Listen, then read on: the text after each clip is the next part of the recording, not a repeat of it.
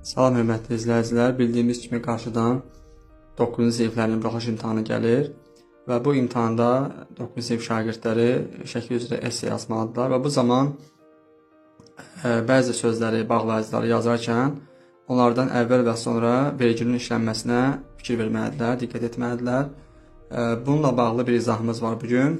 Deməli, lövhədə gördüyünüz first, after that, finally, luckily, fortunately, unfortunately, suddenly və however sözlərindən, bağlayıcılarından sonra vergül verilir. Nümunəyə də baxsaq görərik ki, bəli, finally, we could win the match. Və burada biz finally sözündən sonra vergül qoyuruq, biraz pauza veririk və ondan sonra cümləmizin digər hissəsini ifadə edirik. Bu qaydalar həmçinin 6, 7-ci və 8-ci siniflərin dərsində də öz əksini tapmışdır. Ona görə də bunlarla vergülün işlənməsinə, bu sözlərin vergülün işlənməsinə xüsusi fikir vermək lazımdır. Digər bir bağlayıcılarımız da var.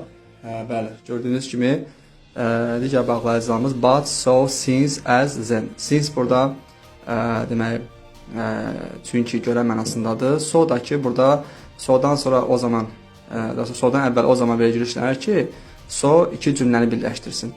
Bəli, bu bağlayıcılar həmişə özündən əvvəl vergül tələb edir.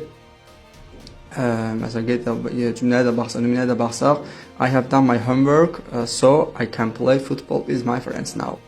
Bəli, bu cümlədə görürük ki, bəli, so'dan qabaq vergül verilib. Bu bir daha deyirəm ki, esse yazarkən bu qaydalara fikir verin, çünki dərsliklərdə öz əksini tapmışdır. Hər birinizə uğurlar, görüşərik.